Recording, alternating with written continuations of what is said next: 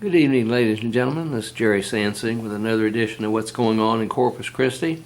My producer is Janelle Bennett. This is Monday, June the 5th, 2017. There are the air times, 9 o'clock on Monday p.m. and Wednesday at 10 p.m. And then there's my email address. So I encourage you to email me with any contributions you have. If you've got concerns or whatever, then please let me know. I'm here to serve the public as the president of the Corpus Christi Taxpayers Association. So let me know what's going on, and I appreciate you. And you take care. I'll be right back.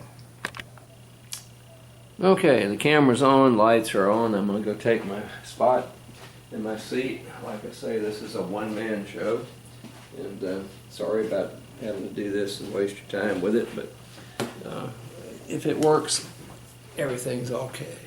Now, again, this is what's going on in Corpus Christi. It's the Taxpayers Association comments and feelings and so forth and so on. I am Jerry Sansing. I'm the president of the Taxpayers Association. Now, I'll go ahead and give you the times that this thing airs. It's new for this half of the year. Let's see, what's going on in Corpus Christi, Monday at 9 o'clock to 9:30 p.m. and then Wednesday from 10 o'clock p.m. until 10:30 p.m. Okay, and then I'll give you the taxpayers meetings. We meet the first Saturday of every month at the Small Planet Deli, Delicatessen, at Staples and Saratoga. So at 2 o'clock, so if you people can make it, and I sure would appreciate you showing up and voicing your opinion as to what the taxpayers are doing and what the taxing entities are not doing. And I'd like to address the flowers here, these beautiful roses. Those are dedicated to Miss Lynn and to Miss April 23. And one day I'll explain that. Okay? Now, I'm real concerned about taxing entities around here. The city, the county, the state, CCISD, and so forth and so on. And I try to keep up with a lot of things, okay? And so I don't mind discussing these. I'm too young to really be too concerned about things at this stage of my life. But I have a real hang-up with a lot of the annex that go on at Del Mar College. And I've been very vocal about that. You know, like I say, I'm as popular as inflamed hemorrhoids over there with the Del Mar College administration and the most of the regents there, the Board of Regents members and so forth and so on. But I think I've got a right, being the descendant of people who came into this country in the late 1690s and on both sides of the fence. And from North Carolina, Virginia, up through Massachusetts and so forth, my ancestors had fought for my freedom of speech. And the big war, the Revolutionary War, both sides were represented there. And I think in every war since then, and up until recently, I still have some relatives that are in the military. Okay? Now, what concerns me is that Del Mar College and the bloated the administration, it's called administrative bloat over there, I'll discuss that in a few minutes. They have the feeling that anyone that works for Del Mar College has relinquished their rights to freedom of speech. And they don't pay attention to people, okay? And we've got an administration over there, unfortunately, that bloated administration that really doesn't care about anything except the welfare of students, which supersedes any allegiance that they have to their employees at Del Mar College, which is faculty and staff. I mean, I'm just going to be honest with you folks.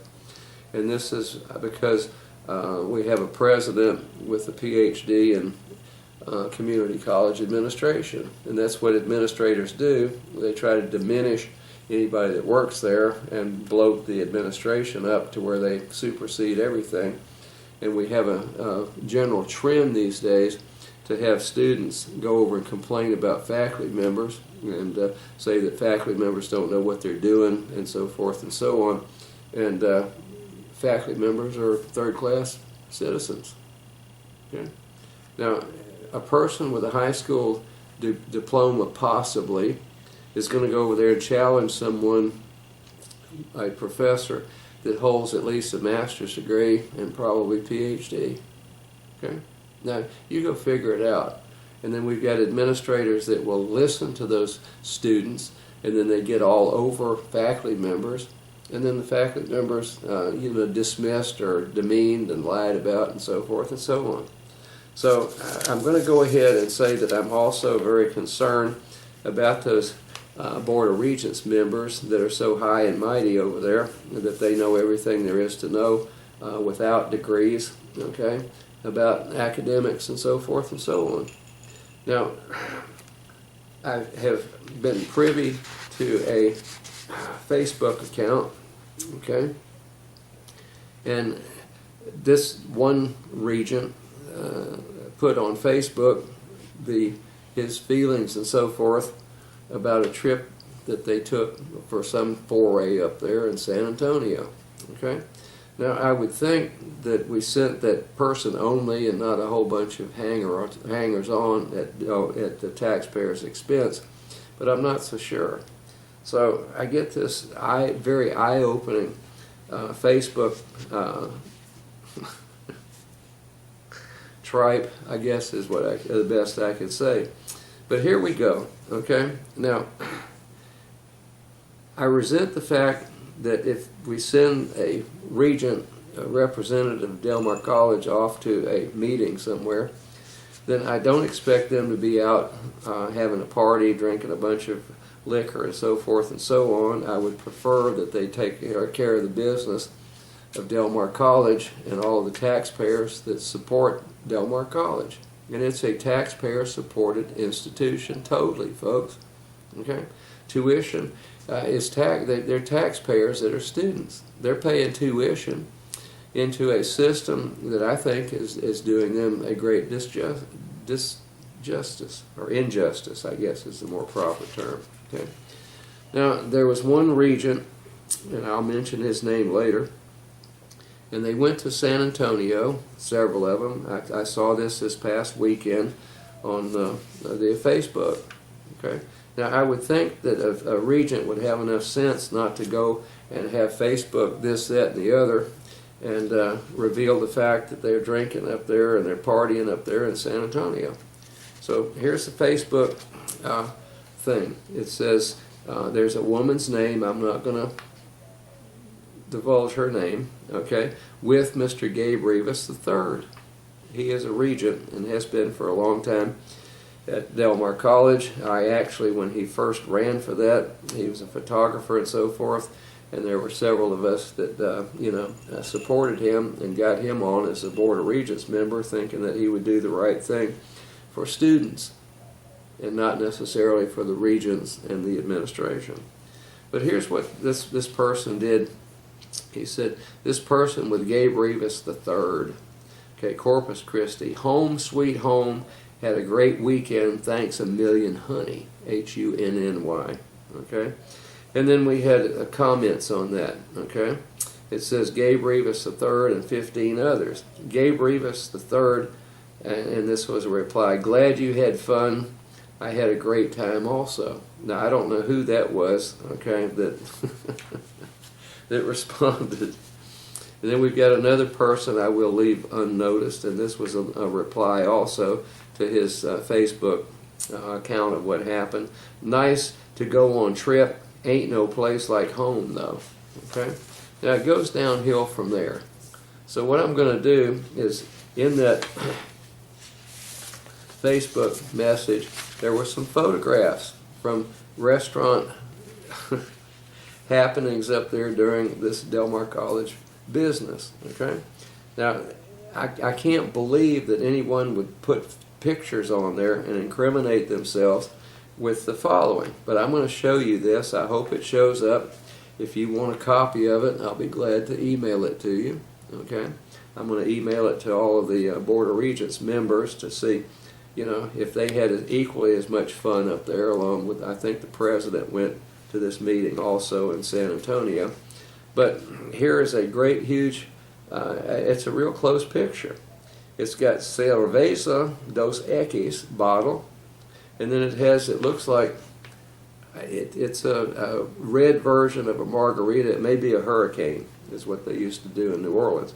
But I'm going to show you this. This was posted by the Regent as having a whole lot of fun in San Antonio, Texas, a week or so ago, at your taxpayers' expense. Okay? So are you ready for this? Okay? Now this is what it's all about. This was a synopsis of that particular meeting.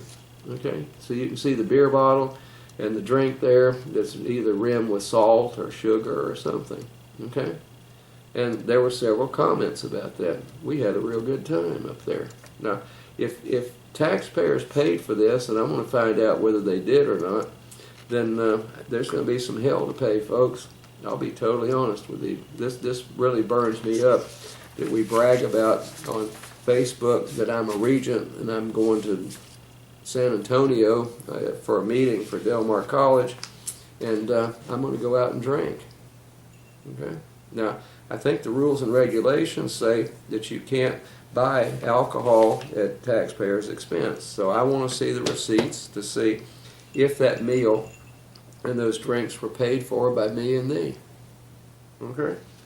Now, then there was another picture, a second one, of it looks like a meal, and it's got this great big huge red thing. It looks like a tomato-based alcoholic beverage also, with guacamole and you know, all kinds of stuff here, and the tortillas in the little bucket. But this was also part of it that said, hey, we had one hell of a good time in San Antonio, Texas, when we went up there, and this was Del Mar College business. Okay? So I don't know what's going on, Mr. Rivas, but you know, I really do think that this is totally and completely out of line that you would post this on a Facebook account as the results and the you know, whatever you had up there, and you know, jumping around partying in San Antonio, Texas at my expense as a taxpayer. Okay? I'm horrified with that. Okay? Now, what I'm going to do is I'm going to ask for, through the Texas Public Information Act request, for all of the receipts that you turned in, and so forth and so on. Now, I'm not so sure who that woman was that accompanied you up there, and maybe there were some other people. You know, it's kind of strange on your Facebook to figure out what was going on. And then they had other pictures of beverages and stuff on that Facebook. Okay, that concerns me deeply, folks. I work real hard for what I make, and I pay a whole lot of taxes, and my taxes shouldn't go to you drinking beer and margaritas and hurricanes or whatever else up there, and then eating a big fat meal with several people that went up to that meeting with you. So I'm going to find out. Okay, I'm not accusing you. I'm just asking for information, and it's not going to be funny, honey, Hunny. I mean, what the hell is that all about? Now, there was another photograph that was posted on that Facebook, and in the background was one Chris Adler. She used to be a regent, then she was on the city council, and she ran for mayor, and thank God and everything holy, she didn't make that. But what in the world is Chris Adler doing up there on that Facebook with you in San Antonio? Okay. Now, I know she was the treasurer and so forth for Mr. Trey McCampbell, who's the president of the Board of Regents up there, winning his re-election. So I think we've got Mrs. Adler all over the place over there, and still involved in what happens at Del Mar College. And to be totally honest with you, that frightens me. Okay? All right. Now, so then we've got all that mess gone. Okay? Now, how many people did the Del Mar College taxpayers pay through our money to send regents and Del Mar College supporters and so forth to San Antonio for this apparent drink fest and all these fancy meals and so forth and so on? I want to know, and I'm going to find out. Okay. Now, then I have a problem with some of the Board of Regents members going against and trying to torpedo the reputation of some of their fellow regents. Okay? Now, what I'm referring to is Dr. Guy Leland Watts, okay, who's been on there since 1988. That was a year before I came to Del Mar College and became an employee and a faculty member at that stage. Okay. Now, as president of the Taxpayers Association, my vice president is one Jack Gordy, who used to be president, and I won't go into the switching of the positions there. But Mr. Gordy and I are very, very, and the Taxpayers Association to a person, are very concerned that the current Board of Regents members are going after Mr. Watts because he has voiced his opinion about what should be done with the new, quote, South Side campus, okay, which is a boondoggle. You taxpayers out there have been totally ripped off, and I'll discuss that in a minute. So Mr. Gordy on May the 17th sent Tammy McDonald, she's the Executive Director of Human Resources and Administration and the College Public Information Act officer. I won't comment anymore about my feelings towards that person, okay? But what he was doing is there were complaints that were lodged against Mr. Watts, and we spent one hell of a lot of money as taxpayers for attorney's fees and in-house attorney time and so forth and so on, trying to figure out who complained against Mr. Watts. So Mr. Gordy went ahead and requested that information, and what he received back was, pursuant to your request, the college has no responsive documents. There are no written complaints. So he asked for any written complaints, the three originals, okay, filed against Mr. Watts. Well, there was nothing in writing. So what we're doing is we're going on hearsay up there, folks, okay, which I think legally is a crock of stuff, okay. The investigations were initiated under Del Mar College Board Policy number 1J, which does not require the filing of a complaint. The Del Mar College Board bylaws are made public through this, that, and the other. So I looked them up. So if I go over to 1J, on the third page of the bylaws, here's what it says. The Board of Regents shall have the authority to censure a board member who is found by the board to have violated the board member's duties or any other provision of these bylaws. In order for the board to censure a board member, the board member must be found to have violated a specific statute or law, board bylaw, or board policy defining the board member's duties and responsibilities. Such a finding shall be made by the board only after an investigation by the board or the board's designees. The investigation must include an opportunity for the board member to respond to the specific allegations that the board member has breached. Now, folks, that's bovine excrement. That doesn't explain why, how, and so forth that Mr. Watts was needed to be censured. Now, this is a kind of horse manure that we get from Del Mar College all the time. It really is incredible. Now, I think that Mr. Watts, by virtue of being an American citizen, still has the right under the First Amendment to the Constitution of freedom of speech. Now, how much money, and I'm going to find out, I'm filing those requests, how much money have we spent to outside attorneys, and I think it's significant, to look over what the allegations were, the verbal complaints, no formal, okay, against Mr. Watts. Now, to me, that's absolutely ludicrous, folks. Okay, if you go look up that term, ludicrous. And it bothers me deeply. Like I say, my ancestors fought Revolutionary War, and all the way up until yesterday, they're still on military duty somewhere around the world. And that is to protect a man's or woman's freedom of information, okay, and freedom of speech.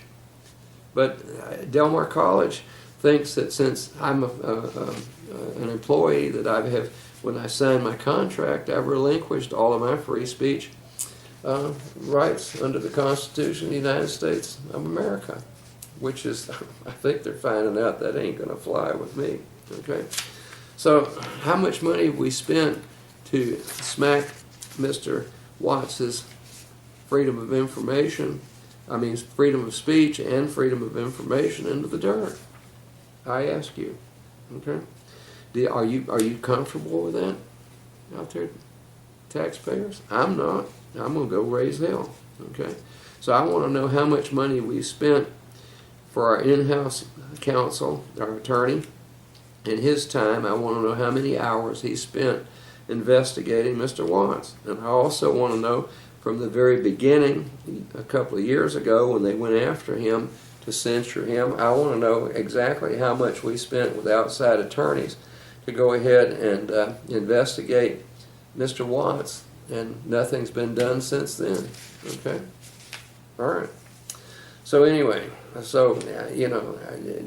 there are no written complaints against the Mr. Watts, and the bylaws are very, very succinct about what happens, and then they're so convoluted with that number 1J that I don't understand that, and I thought I had a fairly good grasp of the English language.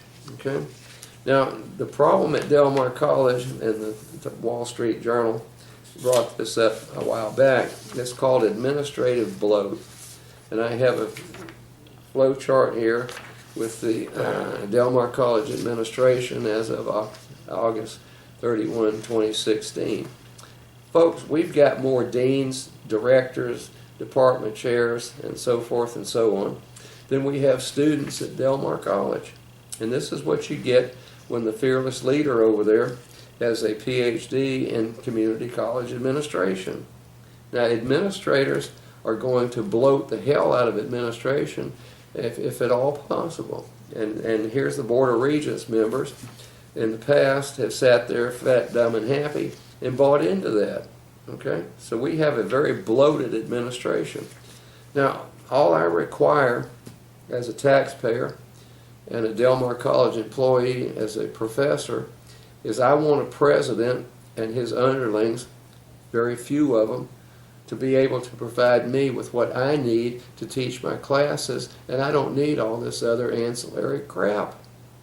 And that's what it is. It's bovine excrement, folks. But, and $309,000 a year to not pay attention to what's going on as a president, then I'm appalled, folks, and I'm going to keep preaching that. Okay? All right. Now, they say and they push for a campus on the south side to house ultimately 20,000 students. Okay? Now, Regents didn't understand what that was going on or what that was about, and I educated one of them who is a bona fide CPA, much to Mr. Trey McCampbell's dismay. He claimed to be the only CPA on the Board of Regents when he was running for re-election, and he had to go teary-eyed and apologize to Jessica Savage on Channel 6 TV, KRIS, and say, I didn't know that I couldn't claim to be a CPA if it's not active, which I found another pile of bovine excrement. I'm just being honest, folks, and I'm trying to clean my act up here. Now, you people went ahead and approved a $157 million bond to increase the classroom sizes and the offices and so forth and so on East and West Campus and out at the Northwest Center, which at best, if you include 20% of 12,000 students roughly being dual credit students that never go to campus, then that was you got duped, folks. Okay. Now then you turn around and got a $139 million down payment. That's one of 3 bonds that's going to have to go to $500 million to build a campus out at Rod Field and Yorktown Boulevard on 96 acres that you did not have any input on, vote on. The Del Mar College administration and the Board of Regents purchasing that 96 acres for $7 million essentially, and it's swampland. Okay, and then it took a couple of us with the Taxpayers Association a while to get them to at least go out there and cut the grass and make the thing presentable. You know, instead of having 6-8 foot grass out there, which is an abomination. So it looks pretty good now. Thank you, Mr. Charles Miller. You're the ones that went out there, and was the interim director of physical facilities, and now we've got a guy in there that professed in his hiring as the full-timer that he didn't give a damn about complaints, and if people want to complain, they can just go straight to hell. Okay, we're going to find out about that, Mr. Duffy. Okay, now, so I had to educate some of the regents and tell them that what Del Mar College is doing is they want to have 20,000 students eventually on the South Side campus and remain open with 10 to 12,000 students combined on East and West and Northwest Center.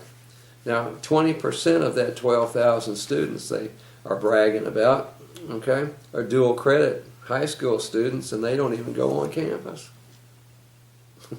But they want to keep East and West and Northwest Center open at, let's say, 10,000 to 12,000 students, add another 20,000, and since the population of Corpus Christi, Texas and surrounding area is a little over 300,000 students, that means that 10% of the entire population will be at Del Mar College every semester. Can you program that? Do you believe that? Okay. Then they fudge the numbers when it comes to enrollments and so forth. And what they do is we had our public relations person over there, I won't mention her name, that got her butt in a crack over there with Channel 3, Jessica Savage and Rick Spurl, when she said that we had 50,133 enrollments in a year. And that's nothing but hogwash, folks. Okay? Now, just give me a break. Okay? Now, then I'm going to talk about next time. I'm down to real close to being ready. Taxpayers Association is concerned with non-ADA compliance at Ayers and Tarleton Street. Go over there and do it. I'm going to blow the whistle on that one. And then Joe McCombs was the only one over there on the Board of Regents that got the trees cut down on Airline at SPID in Galahar. But I'm going to discuss students running around using known pathogenic organisms, okay, at a Class 2 level pathogens with gloves on and possibly contaminating the whole damn campus, and especially the Garcia Health Science Building, or the Garcia Science Building. Okay? So I've got about a minute to go, and I've said what I want and what I needed to say. I hope you people will call your regents and go over there and just raise unmitigated hell. Find out when the next Board of Regents meeting is going to be. Go over there and join my Vice President of the Corpus Christi Taxpayers Association, Mr. Jack Gordy, and he's going to bring up some subjects, and then the President of the Board, Mr. Trey McCampbell, in his infinite wisdom, is going to get upset and throw Mr. Gordy out of the meeting again, have the security escort him out. And I'll be right back with my Gmail address. Okay, I'm winding down to about 30 seconds. I'm going to leave the flowers up. I don't know if you can read my Gmail address on the banner or not, but it is gsansing@gmail.com. So let me know what you think. And, thank you, Miss Lynn and April 23, for inspiring me to have the flowers up there. You are two absolutely wonderful women, and I'll discuss how precious women are shortly. I'll be right back.